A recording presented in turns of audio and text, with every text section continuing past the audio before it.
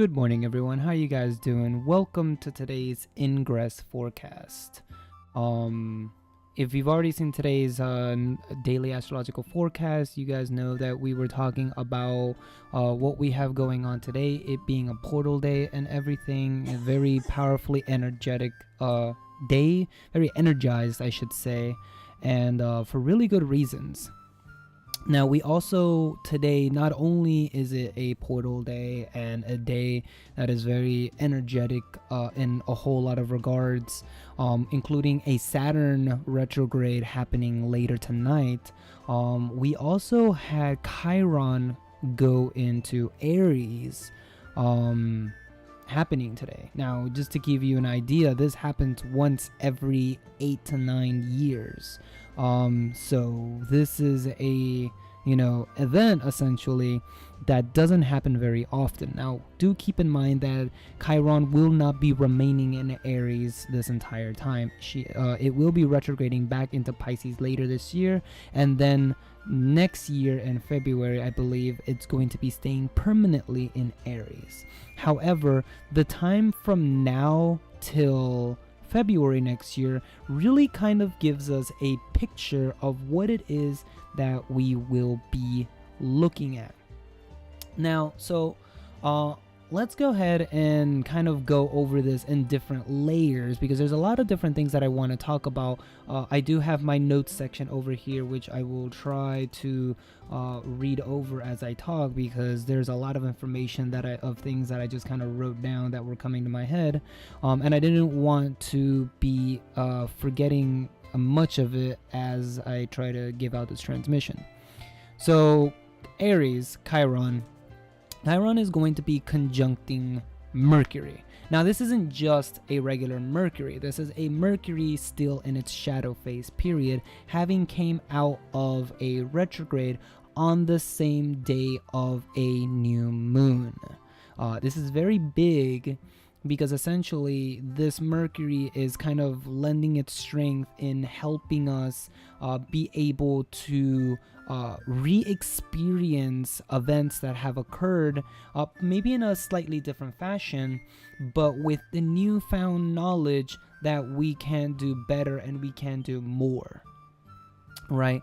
Earlier during the daily forecast, I gave out the example of, well, maybe the first time I built a house out of, wood, and a hurricane came by and destroyed it, and that was it, right? And it, obviously, all of our effort, all of our time, all of our energy spent was just completely destroyed by a passing storm. Second time we come around and we're like, you know what? No, I'm not gonna let myself stay down. We're gonna do this again. We're gonna build a motherfucking house because I want this house, right? I don't care if it's hurricane season. I don't care if storms can pass by and fuck it up. I'm gonna have my goddamn house, right? And you build another house, but this time, instead of building it with wood, because you've learned of past experiences, you build it out of stone. You build it out of, I'm just gonna leave it at stone. Being a much more sturdy, stronger, and well, resistant to storm material. And as such, you build your second house this time, not out of wood, but out of stone. Hurricane will come back, and this time your house isn't going to get blown away. It isn't going to be shredded to pieces. This time, given the foundation that you gave this house with the materials that you used, learning the lessons of your past, you will be able to make better judgment on how to construct your house, and it's going to, prevail. It's going to be better. So that's kind of what's going on here, right? We're essentially going over past experiences, and we're going to be doing things in a much more productive way, in a much more almost even conducive way. It's going to be better for us in the long run. So just keep that in mind. Now, as we move, right, as this Chiron leaves Pisces and enters Aries for a brief period of time, we need to ask ourselves, what's going on, why is it happening, what was the original mission of Chiron in Pisces, and did we accomplish it, right? So as I said earlier, Chiron went into Aries in 2010. So it's been roughly 8 years now since Chiron first entered Pisces. And in fact, I went ahead and did some digging, and I have the chart for that. As you can see, Pisces would be here at 0 degrees. This is April 20th of 2010. So interestingly enough, even around the same dates, right? Like, I'm telling you, this is really, really fascinating. And around the same time period as well is the 0 degree mark. So really fascinating things. Last time we were here, we had Jupiter in Pisces around the same degrees where Neptune is now instead.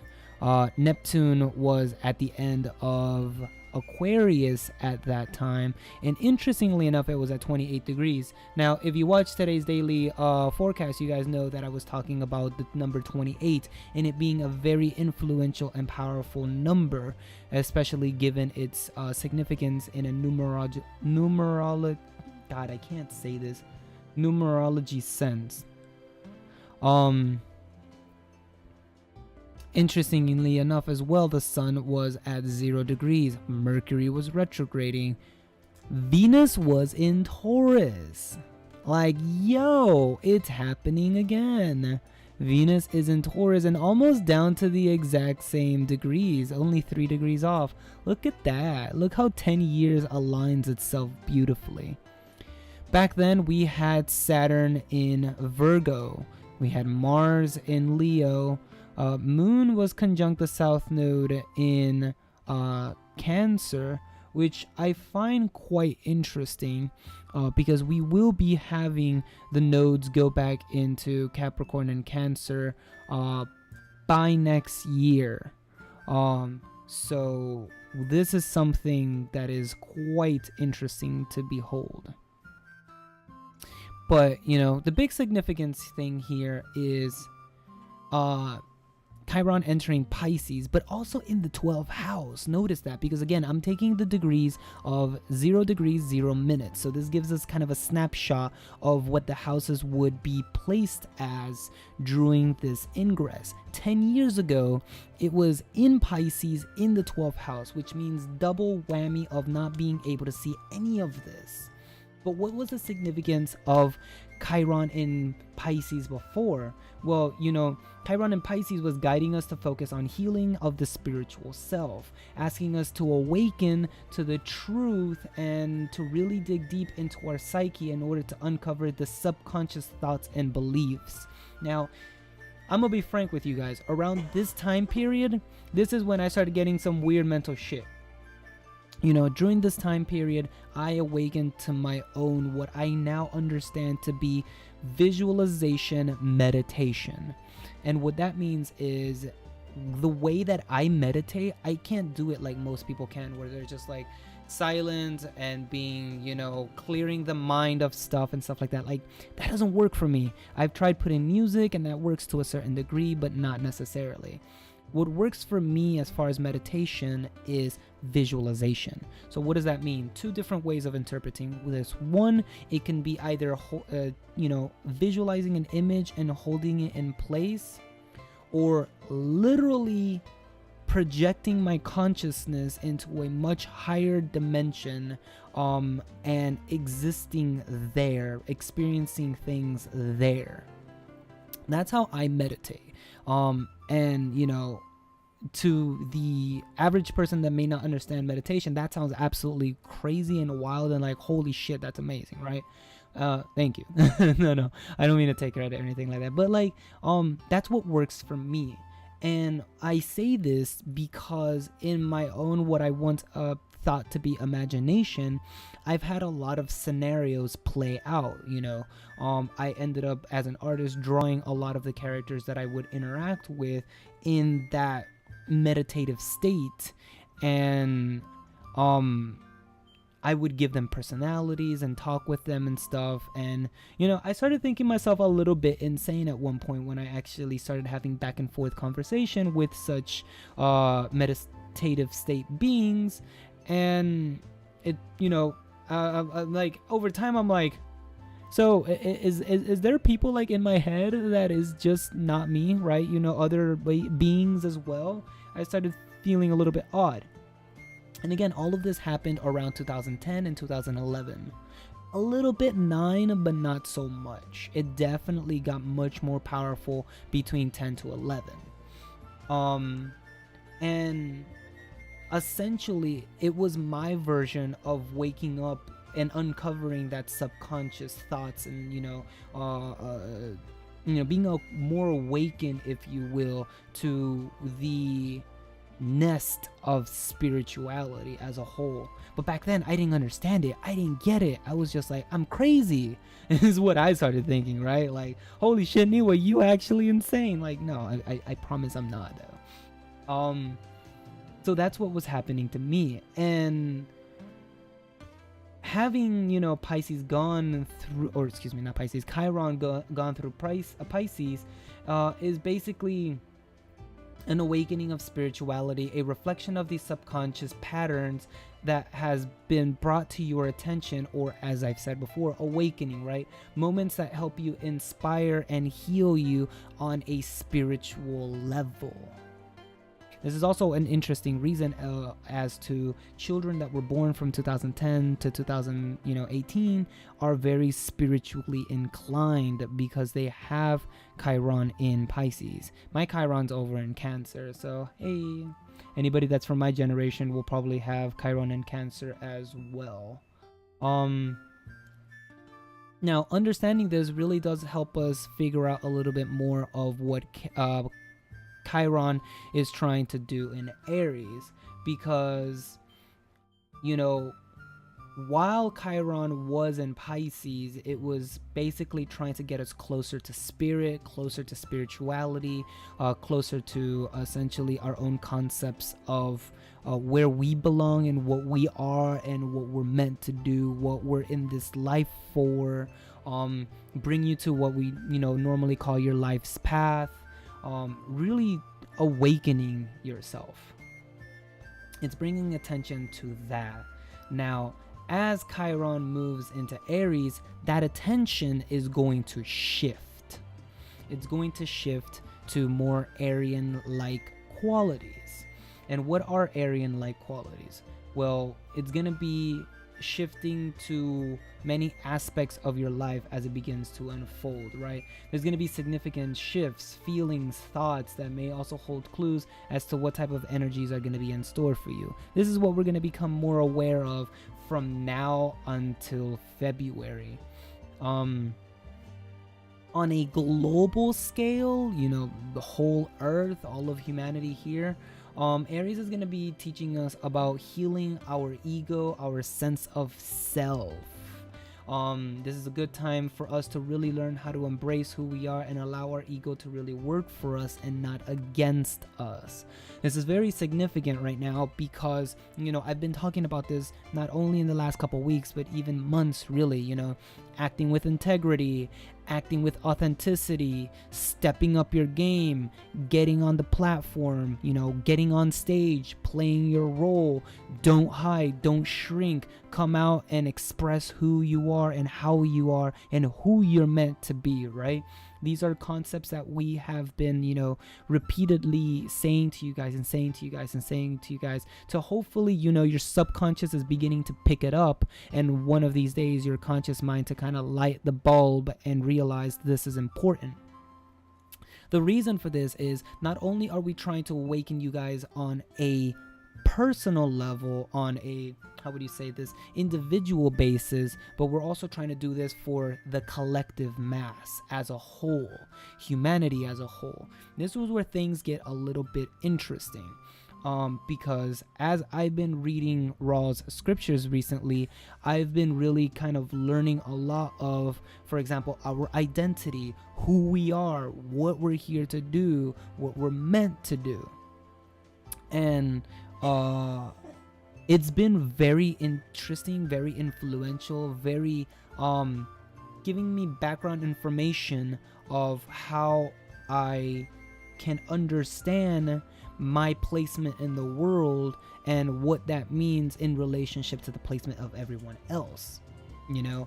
And again, all of that is Pisces, right? It's all Pisces. We all learn about the endless void, if you will, the infinity that is existence. That is all Pisces. Pisces doesn't have boundaries. Pisces doesn't have limits. Pisces is everywhere. Quite literally everything that ever exists is Piscean. You know, astrologically speaking, we always say that the first 11 signs are a creation of the 12th sign, which is Pisces, because Pisces wanted to experience life. Pisces wanted to not just be, but go through the journey of being, right? So Pisces here, in the sense, is source. It is the creator. It is the beginning of everything. But interesting, also the end of what existed, right? Because remember, with the creation of the experience and the journey itself, the one thing that it once was is no longer, because now it's split up into everything else. So yes, it still exists as a being, but it exists in concert with everything else. This is essentially us realizing that we're more than just who we are. We are more than just, you know, for example, Niwa. I am let's take this up several levels, right? I am Niwa. I am Puerto Rican. I am American. I am human. I'm Hispanic, right? I have multiple facets of layers that connect me with other types of people. So, you know, I go over to Japan and they might be like, "Oh, you American?" And I'm like, "Yeah, you know, I'm part of what would we call American," right? Or here in America, they'll be like, "You're Hispanic, aren't you?" And I'm like, "Yeah, soy Puertorriqueño. I'm Puerto Rican." So it connects me with a nest of other people that are like me. But the over-encompassing, you know, ideology here is that I'm not just Niwa. I'm not just Hispanic. I'm not just Puerto Rican or American. I am human. I am earthling. And that's the most important thing to grasp. But for the next most important thing, which, you know, I am not just third dimensional. Now we start getting into very high level metaphysical things, right? I'm not just human. I'm not just earthling. I am not just third dimensional.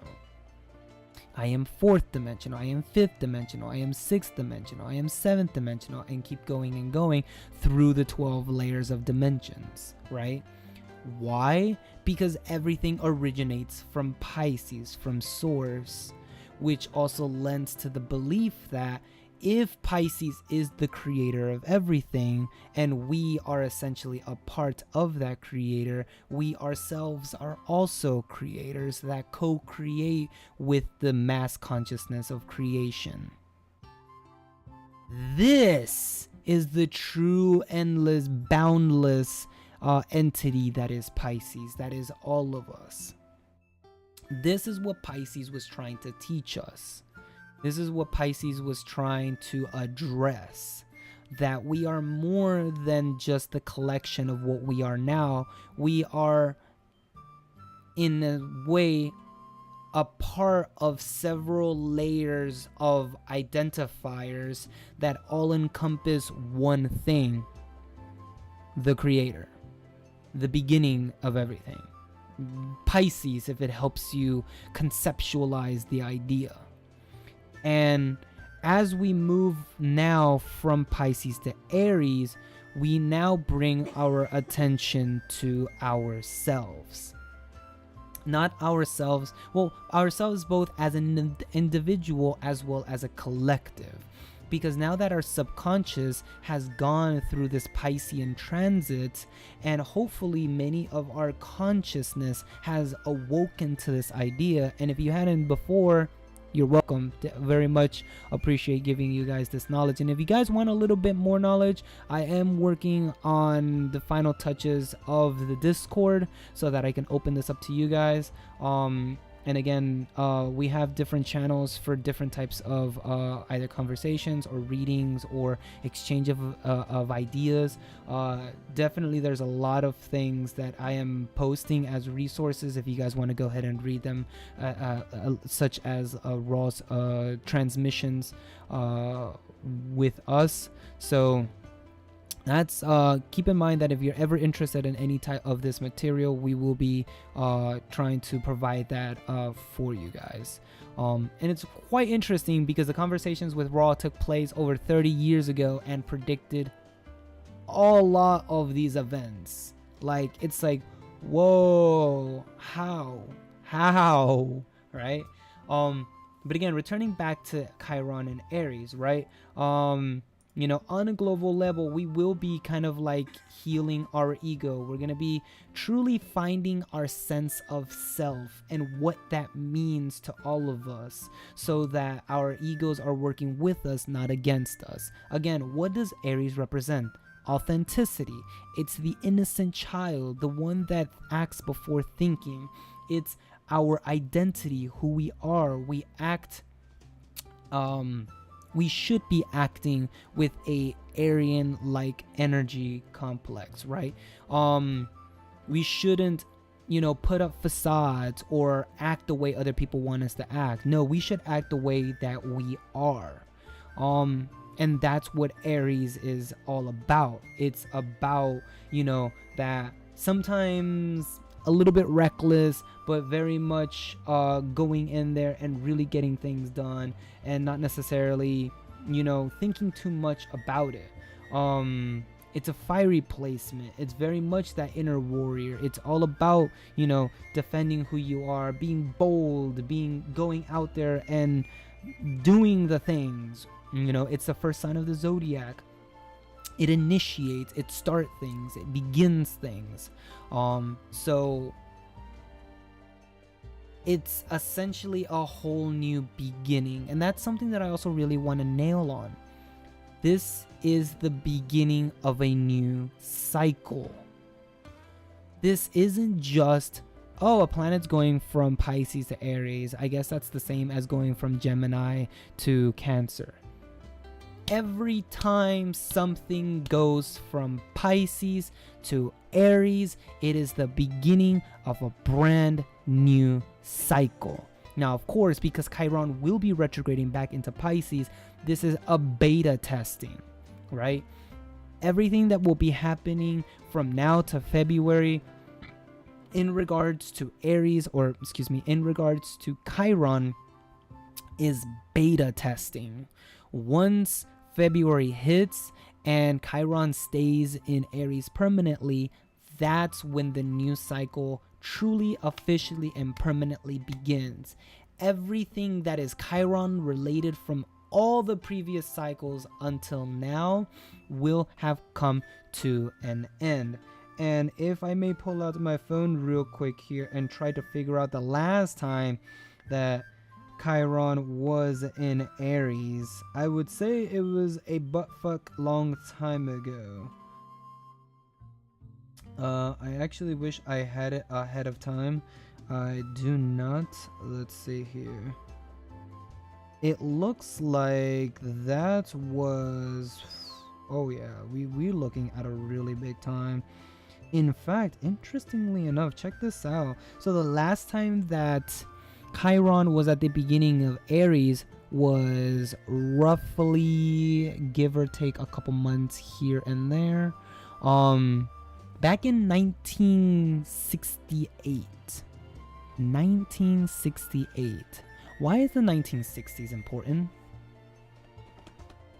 Question: why is the 1960s important? I will give you guys 3 seconds. 3, 2, 1.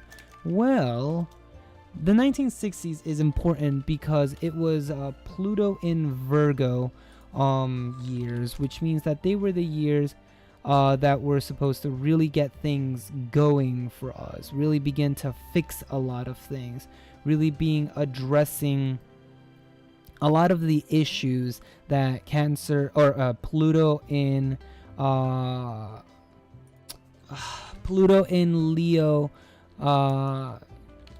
and Pluto in Cancer essentially kind of fucked up, really. And you know, this is also, it's a little bit out, but nowadays people are kind of really tacking on it a couple more years. It's also the time of kind of like the baby bloomers, you know. The baby bloomers were 1944 to 1961. I was kind of doing some research looking up these numbers. 61, so it's about 7 years off, but 7 years Chiron would still have been in Aries, meaning that if anything else, if we start looking at it from a more Chiron-like perspective, the baby boomers are the ones that began this cycle. You know, if we look at the numbers here, they would have been around maybe 7 years old if they were born at 61. If they were born around between 44 to 61, they could have been roughly around 20 or so years old. But you know, this generation, or that generation, excuse me, basically put forth the rest of this Chiron cycle. Now, interestingly enough, Pluto Scorpio right now is the one that's kind of like setting the stage for what is to come, you know, and a lot of us are around 20s, right? So again, very interesting to see how the range of ages from 20 to 30 are the ones that are making the most impact depending on the Chiron cycles. So just as the baby boomers were very influential for the Chiron cycle that we've had in the last, what is that, 40 something years, 50 years? I think it's like 50 years. Yeah, because Chiron returns are every 50 years.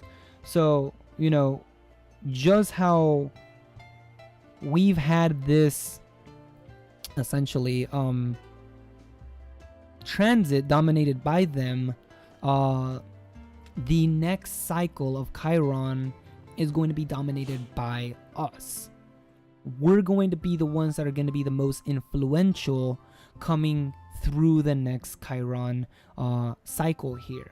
So just keep that in mind, how our generation is going to play out really importantly in what's to come. Now, I'm not just saying Pluto Scorpio, but also Pluto Sagittarius. Pluto Scorpio and Pluto Sagittarius are the ones that are going to be calling the shots for this generation. You could add a little bit Pluto Libra, but Pluto Libra has their own shit to take care of. They're the one that are stuck between the old generation wanting to keep things the way that they are, and the younger generation wanting to actually progress things. Libra's literally like slap in the center, and they're just like, why don't we have to fucking try to be the mediator for you two? Because that's what Libra is doing, or Pluto Libra, excuse me. That's what that generation is doing. And that generation is somewhere around the 30s right now, maybe 30s somewhere, probably 40s. Not entirely certain on that. But you know, they're the ones that are just kind of like, I'm like done with this shit. Like they I feel bad for them. I kind of really do, because they're just trying so hard not to, you know, essentially allow a war between the old generation and the young generation to take place. But yeah, the younger generation, which is Scorpio, Pluto Scorpio and Pluto Sagittarius, are going to be leading the charge for this Chiron transit. And you know, unlike the Chiron in Pisces, the Chiron in Aries is going to be about developing self-identity, human identity, consciousness identity. Really remembering that we're all from source, from the creator, but not necessarily in a Christian way or in an Islamic way or in a what is the other one, Judeo way, something like that. I don't know. Their concepts were similar, but they got all of the details wrong. Like, they had the right concepts, but they got so many details wrong. And that's what, the next 8 or so years of Chiron is going to really teach us of what is our self-identity. What is it? Because apparently the last Chiron generation fucked it up. They didn't quite get it right. They had all the opportunities to be able to correct it, and they didn't. So now our generation is going to really come and address that. And again, because of the nature of Aries, Chiron is going to be, again, more physical. So we're going to be feeling this energy a lot inside of us. This may be a time in which we start paying attention more to our health and our environment. Things like physical alignments will come to the surface in order to be repaired and basically restore inner balance, right? Restore balance not only to our ego, our self, our spiritual self, because we're still carrying that Piscean energy with us, but just like the different levels of what constitutes as a self. Whereas Pisces was more gentle and patient energy, it allowed us the flexibility and time to really able to methodically experience different things and just be more patient with everything. Chiron in Aries is going to be more aggressive. It's going to be more fast paced. We're going to really try to come into this a little quicker, right? We won't have the luxury of time as before to think, ponder, reflect, and dig a little deeper. Now we're trying to get things done quickly. We want things to be more efficiently. We see that in our global society right now, where older generation wants to go to war, and younger generation is like, no, war is bad idea. We shouldn't identify ourselves as aggressors, as a warmongering. We want to be able to paint ourselves as a generation of peace, of harmony, of love. So we're gonna try to do things that are more efficient, more to our liking, and encourage that healing and resolve of situations that we are confronted with. The nature of Aries is also a lot more, as I said before, aggressive compared to Pisces. Pisces sometimes were like, okay, so I'm seeing like, gods and shit in my imagination and stuff, and I think I'm crazy. I think I may have taken that little marijuana a little too hard, or that LSD, and my head's going a little spoopy, and like I don't know. I don't think I don't know what's going on, right? Like, I don't know what's going on. Chiron in Aries is a lot more, pick yourself up if something goes wrong, right? If people try to push us around, we're going to push back. And it's a very interesting time for a Chiron to enter Aries, because like I just said, there's a lot of tension in which how we want to be as a nation or as a species or a global collective, right? We're not going to let ourselves be pushed down by the older generation as easily this time around. We're going to be pushing back. We're going to definitely be taking the spot from the older generation, who do not want to give up their power and do not want to pass the baton. Their time is way overdue, and we're gonna come in, we're gonna pick ourselves up after being knocked down, after being defamed, after being told that the world is shit because of us. No, we're going to step up and be like, your time is done. We're taking charge now, right? So this is kind of really what's gonna be going on for the next, roughly 10 or so years. We're going to basically be changing the landscape of how we identify ourselves as a nation, as a person, as a species, as a collective entity, and really coming into that awareness of how we want to move forward in our lives in those respective areas that I had mentioned. So it's gonna be a really good time for finding that inner strength of that courage to get up and get going. And it doesn't matter how many times they kick you down, you just need to pick yourself back up. It's kind of interesting because the 60s was also the civil liberties movement, right? We got rid of segregation and Jim Crow laws and stuff, right? The Pluto Virgo, not necessarily generation, but the ones that have God dang it, that participated during the Pluto Virgo did a lot of good. They did a lot of good. They could have done better, which is our biggest complaints, because things should not be in the sorry state that they are right now. They should have been better, but they're not. However, they did do progressive ideologies. They did really, really good. And those first 10 years really established the difference between living 200-300 years of slavery and discrimination and all of that stuff versus in law we have banned the ideas and concept of segregation and differences between us as a human race. Does it still exist? Unfortunately, yeah, there's still racist bigots out there. That's unfortunately something that is a thing, but they were able to establish that new identity of how we will want to conduce ourselves throughout this next cycle.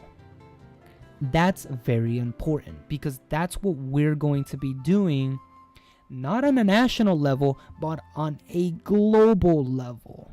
We've already past the point of trying to unite America despite the different backgrounds. Now we're going to try to unite the world. That's where things get fucking amazing.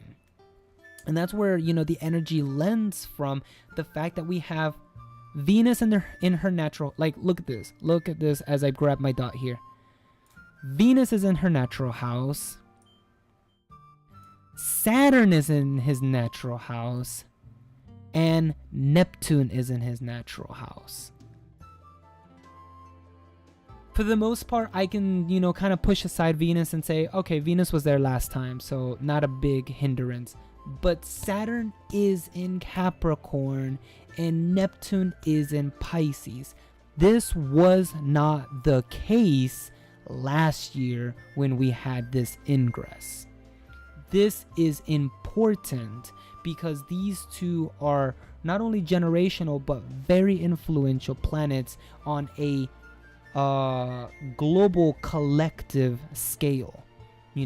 We're going to truly be moving into the ideologies that we wish, and we will be teaching or both breaking down and reconstructing the foundations that currently exist that do not work for us, because Pluto, Mars and Saturn all in Capricorn is literally saying that everyone who is not acting with integrity is about to be broken the fuck down, and our actions are going to fix this situation. With Mars and Saturn here, this is us literally repairing the damage that was made as far as to our foundations.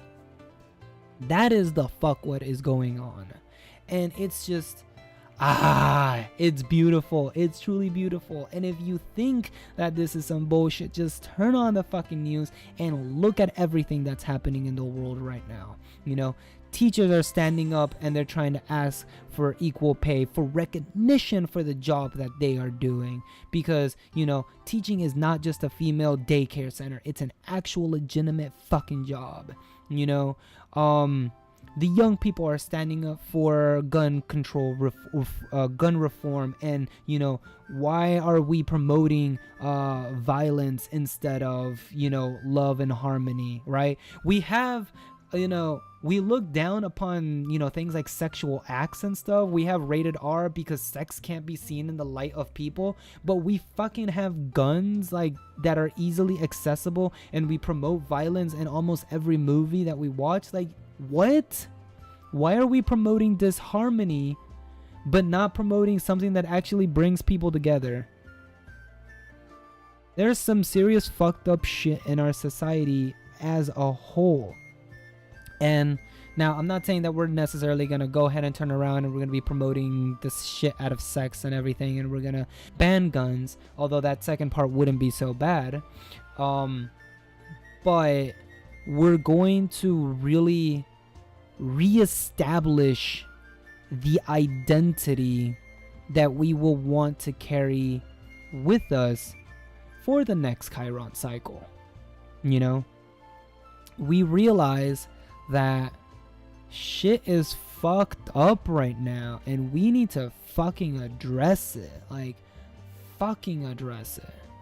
So that's what's going on right now, and that's what our generation, Pluto, Scorpio and Pluto Sagittarius, are going to be working on throughout this Chiron in Aries. And again, from now to February, we're just gonna get a snippet of that.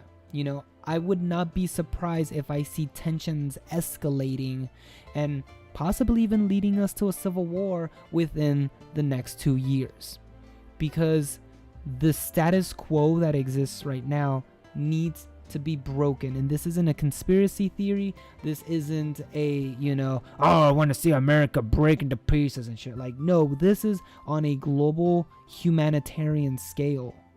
Why are we promoting bombs around the world instead of actual help, harmony, and peace? So much for spreading democracy that our fucking nation right now is an oligarchy.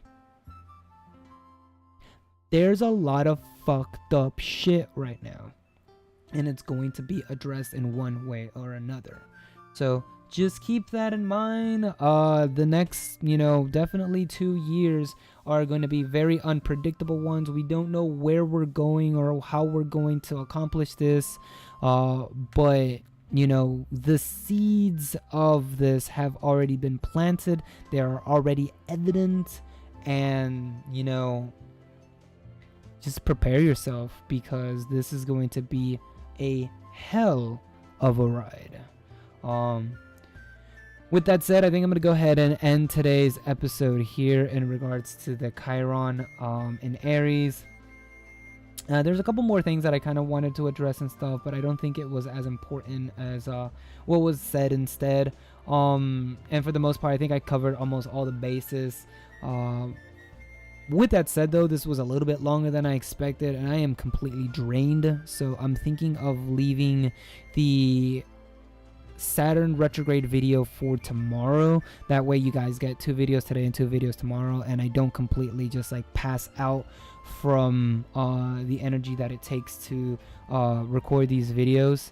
And yeah, hopefully you guys really did enjoy this and kind of got something out of it. Because like I said, it's definitely going to give you guys a bit of insight of what it is that's going to end up happening to our reality, our third dimension experience, and how to be able to find our place in it. Because we didn't get an instruction manual coming down. We definitely have to come into the awareness of this by our own selves. So just keep that in mind. But with that said, as always, guys, I want you guys to stay safe, stay positive, and hey, if you're not subscribed to the channel, go ahead and hit that button.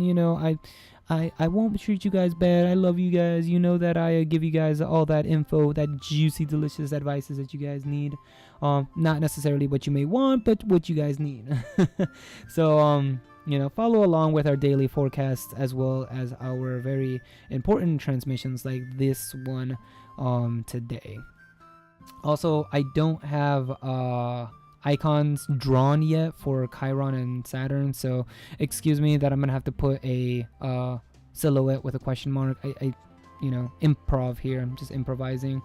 But with that said, just make sure you hit the bell notification that you guys get your notifications at 9 a.m. every day, because sometimes YouTube doesn't like to send out videos on time, which is extremely annoying. With that said, I'll catch you guys later. Thanks for watching. Peace!